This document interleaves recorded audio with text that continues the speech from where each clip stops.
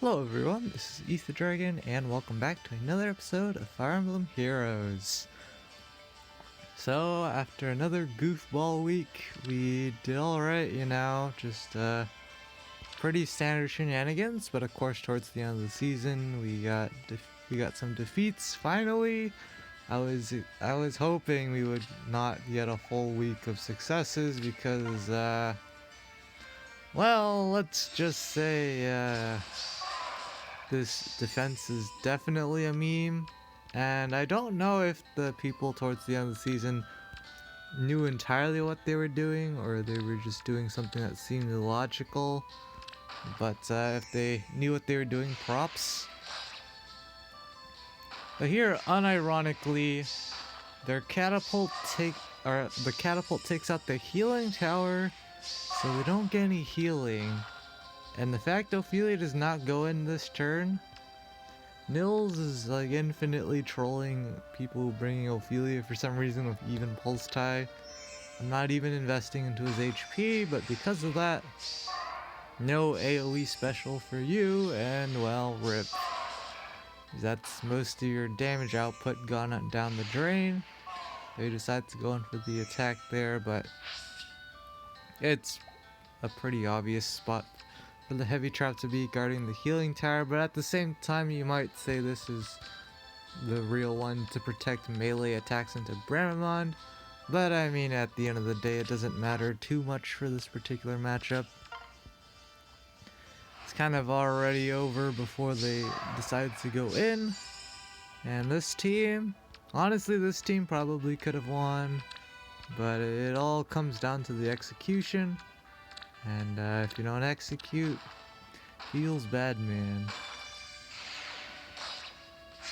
So they hit the bolt trap, so it's kind of irrelevant. They know the other one's fake now, but it doesn't really matter.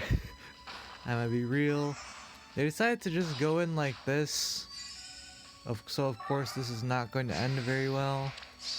Because the meme of the season... It's such a stupid meme, but I mean it worked out when it did. But yes, turn 1 Glacies legendary Julia have to run Quicken Pulse because we don't have like times pulse on her. That would be great to open up the seal slot for like, I don't know, Sturdy Blow or Death Blow or something to boost her attack even further, because you can never have too much attack. And of course one of the memes this week, as we mentioned in a previous video this week, is running attack res oaf while panic manner is bonus, and people bringing their sources of panic and whatnot. It's just not a good idea. If there's no panic or anything though, it's just free stats, and you take those any day of the week, especially for Virtuous Naga. But yeah. At this point, the problem is Seliph exists, and Freya, with her damage reduction, just cannot survive the massive amounts of damage getting chucked out by him. So it's over at this point because, I mean, you're not doing a 3v1, especially against Divine Tearfing, and the auto follow-up. Probably not happening. And the story of this week is just interesting play again, but this is not Vault of Heaven in a nutshell, I guess. So yeah, plus 10 Brave Aelgard, double Distant Guard there, plus 10, and Bride Form of Sudden Panic, which was really good. And of course, one of the other memes this week is, I mean, it's a recurring meme when I run double Bramamond on Dark Season, but running attack defense solo. Because most of the time, Sturdy Blow is just going to be better. There's almost no instance where attack defense solo is going to help Bramamond survive someone unless their attack is atrociously low.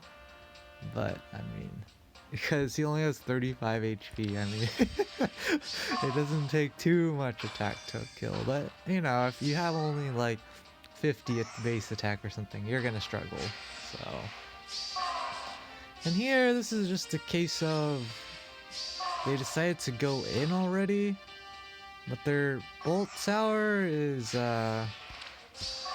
35 damage, so it gets neutralized by the healing tower, and they debuff themselves under Panic Manor. Not sure what they were expecting there.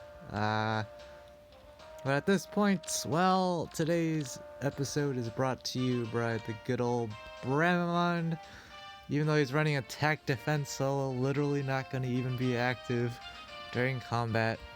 Impenetrable Dark, and the fact he has non-existent HP means Brave Edelgard cannot charge up Ether, but he actually does survive a hit, which is even worse for us because she gets Ether up, but at this point it doesn't matter because Glacies. So bad. Of course, with Virtuous Naga, this is 79 attack, of course 73 attacking into.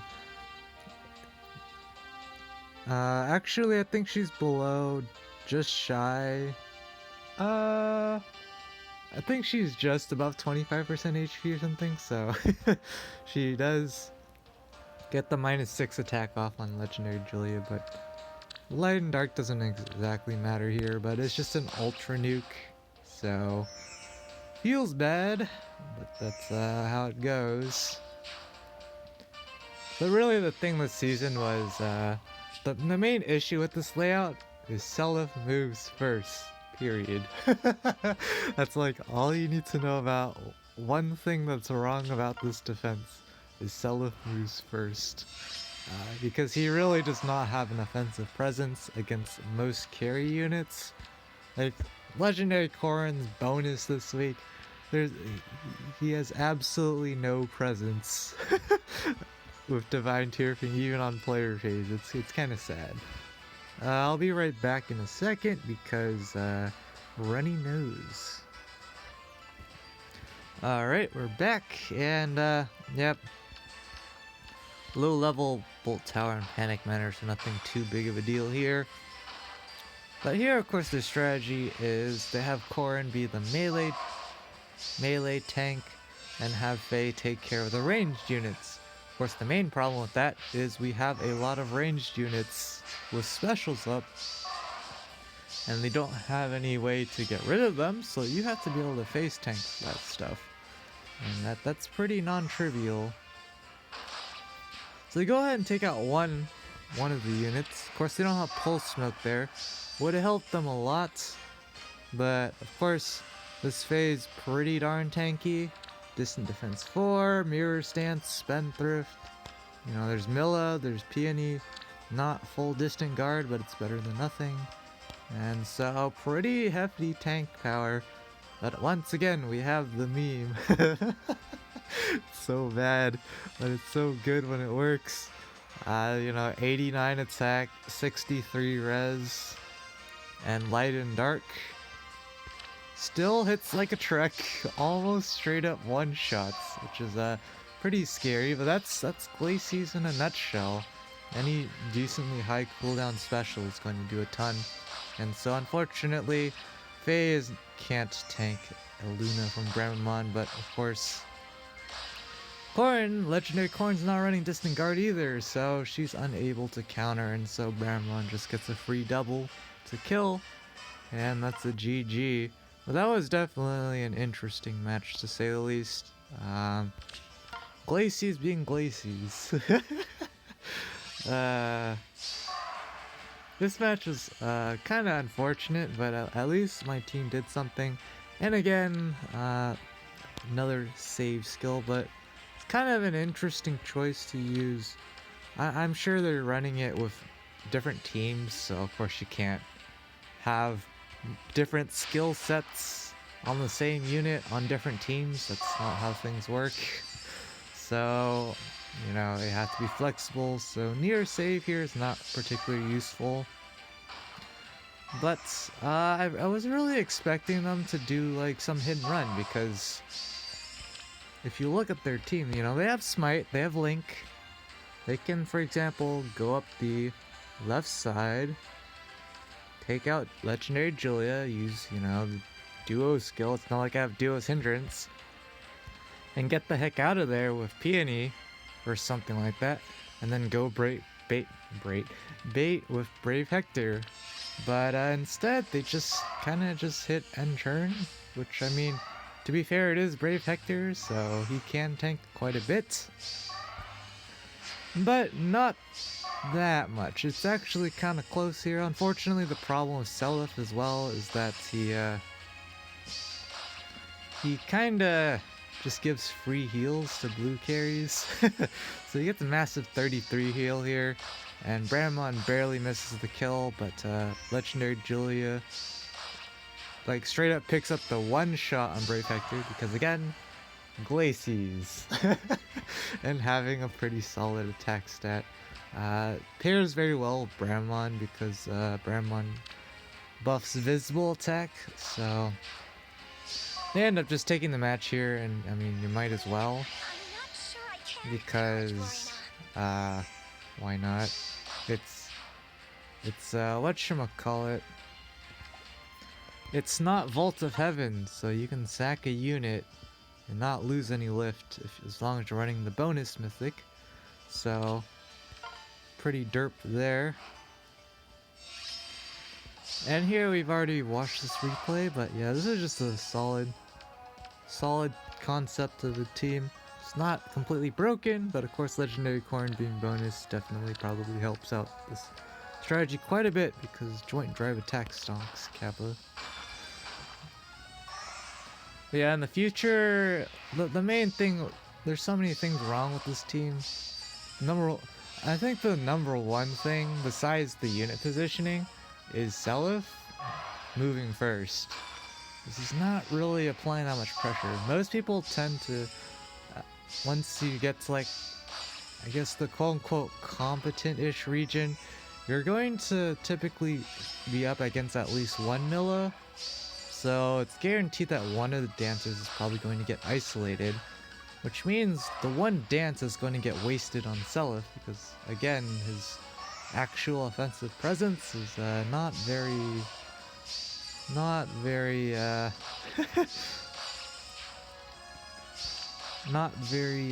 present, should I say. But yeah, Grima, or I don't know, Robin. Definitely pretty tanky. I don't actually know what would have happened if Bramond survived a hit. I think she would have survived, but would have to calc that out, and we don't quite have the time for that today, so we're not gonna do that. But this match was also quite interesting. I'm thinking in future episodes to kind of like how to hide the results of the match before we go in. It's like in between matches I would like pause and then start the next match in a screen like this. So then that way I guess there's some sort of suspense as to how the outcome of the match, how the match plays. What am I trying to say? How the match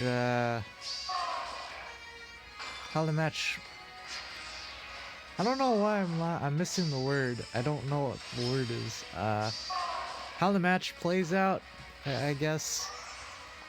But here they just take some time to set up. Perfectly logical and reasonable. This is one issue with this layout. But even so, it's actually kind of close because both Byleth's Creator Sword is fantastic in terms of its effects, but the Byleths definitely suffer from low attack and low res, lowish HP as well.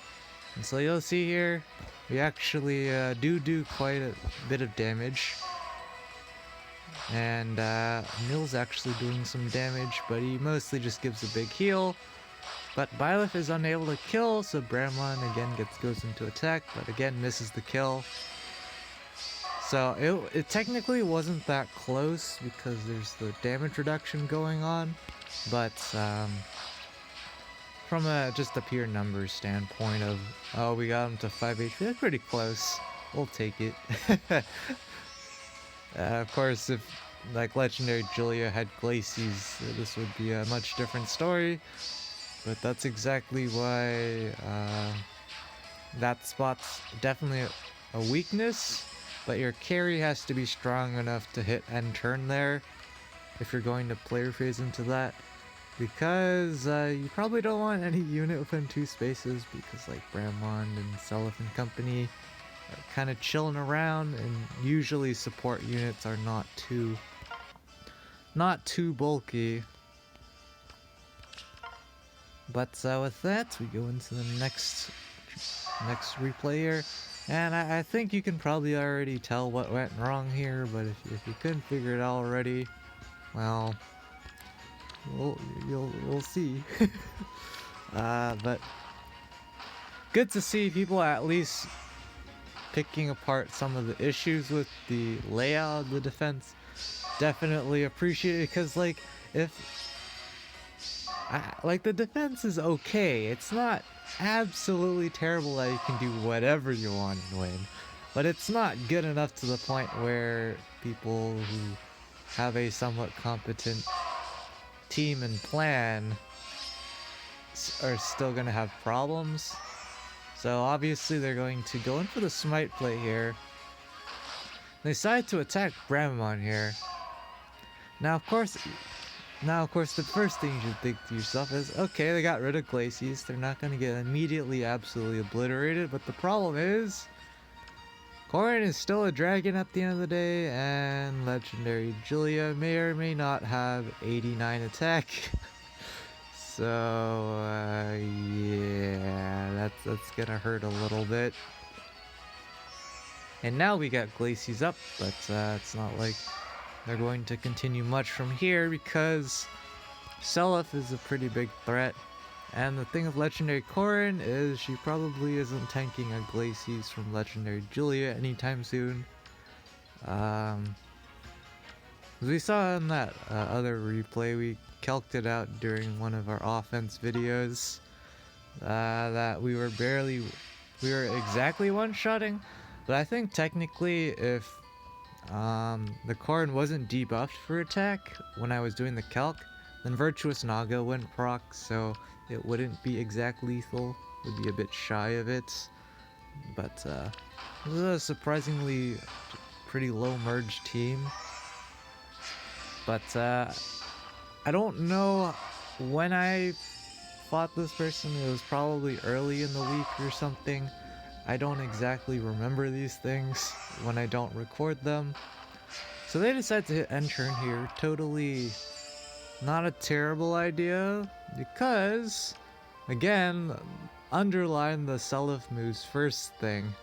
Because if Seliph doesn't move first here, they didn't even use Milla to isolate either of my dancers. So for example, if Seliph wasn't going to move first, of course Bramon's going to attack, and then this Bramon can't move anywhere, so Julia has to move. And so depending on shenanigans, she'll usually like break the wall, so it's still like Potato Fest anyways, or she'll even go like that because she's after Milla. But yeah, I don't know if they knew that was gonna happen. If so, props, just good execution there. If it was just the classic hit and turn where there's fewer units to immediately attack, also perfectly logical. But the Seliph moving first thing is a really serious issue with this defense. Bramon again unable to pick up the one-shots, but I don't expect too much out of my units. They just kind of do their thing.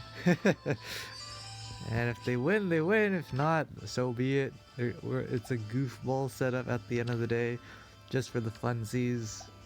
Like, it's always fun to see Glacies doing dumb things when it goes off with Mirror Impact and Virtuous Naga.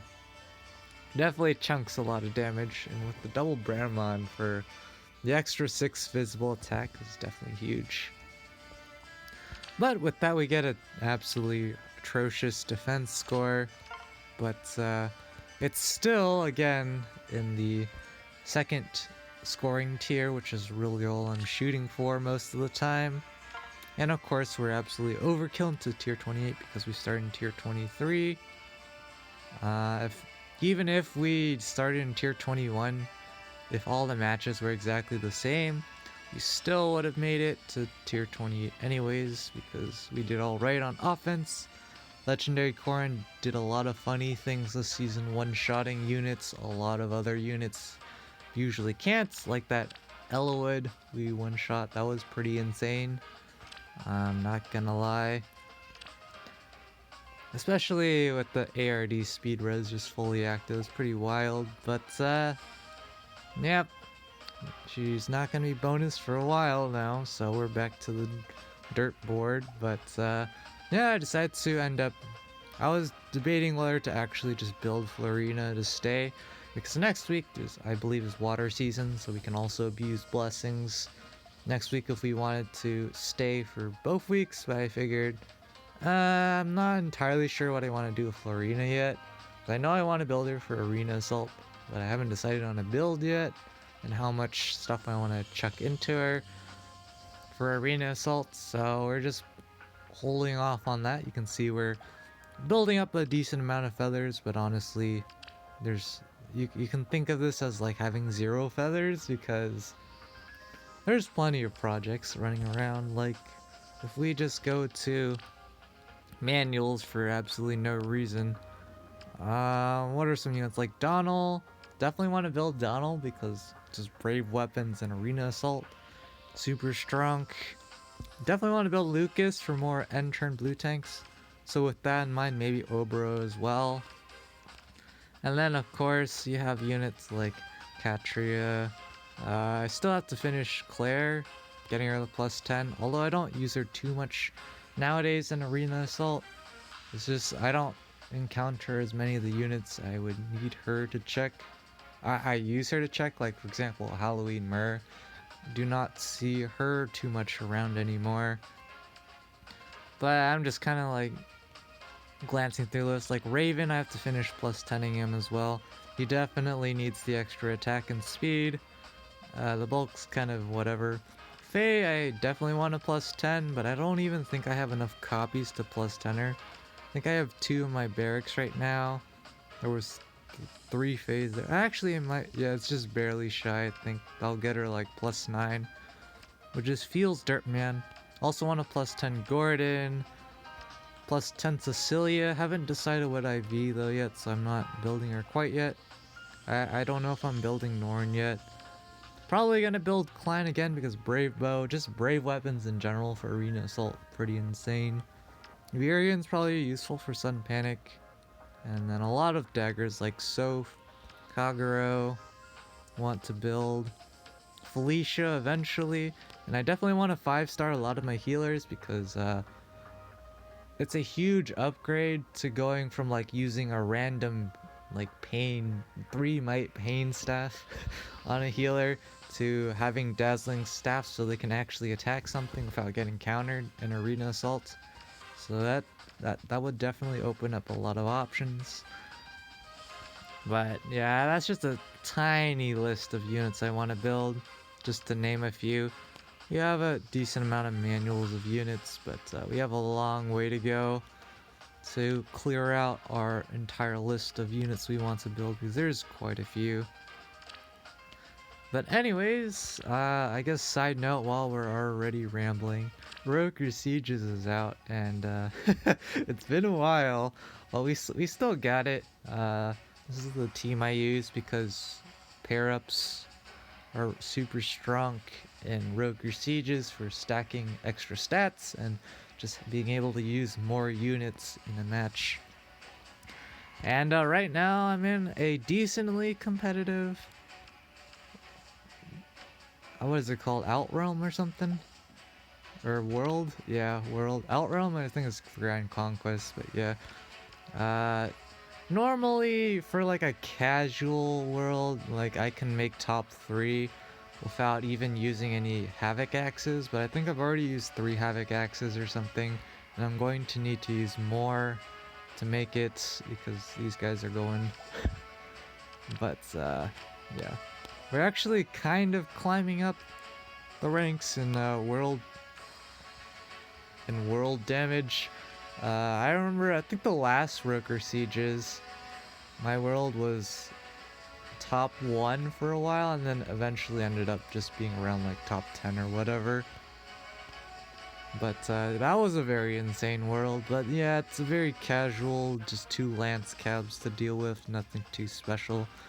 I use Effie as my main carry, and not that anyone actually cares. Yeah, this is the build I run on her, just obstruct in general, just so the Roker can't just run around. My units and Breath of Life for healing against the Roker, or enemy reinforcements attacking the other units, and then attack speed bond for the extra attack and speed, so she can naturally quad.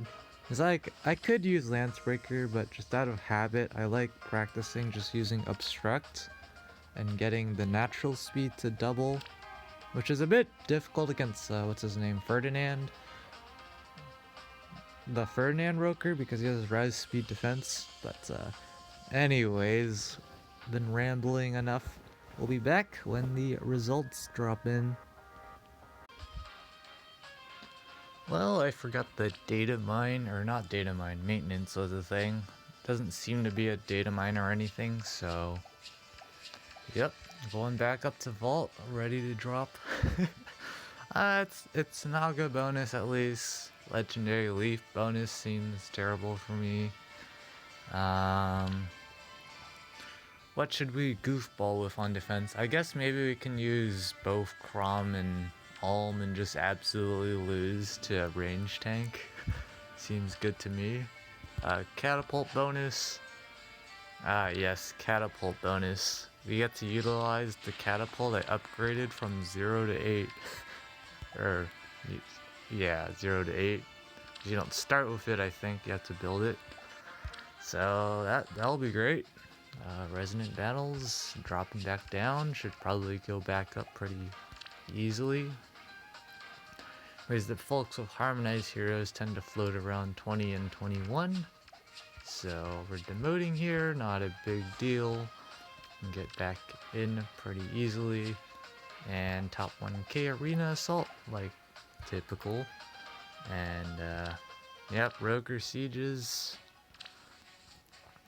They're just kind of biding our time, because if I wanted, I could just go up to rank 1 real quick, but that's just a waste of Havoc Axes, so it's better if we just sit around and wait till closer to reset to snipe people, so that way we use as few Havoc Axes as possible. Because they're trying to get top 3, all 3 rounds if possible. It's not always possible, but we'll see what we get. But until next time, that's gonna be it for this episode. Thanks for watching. As always, this is Ether Dragon, and hope to see you all next time. Bye.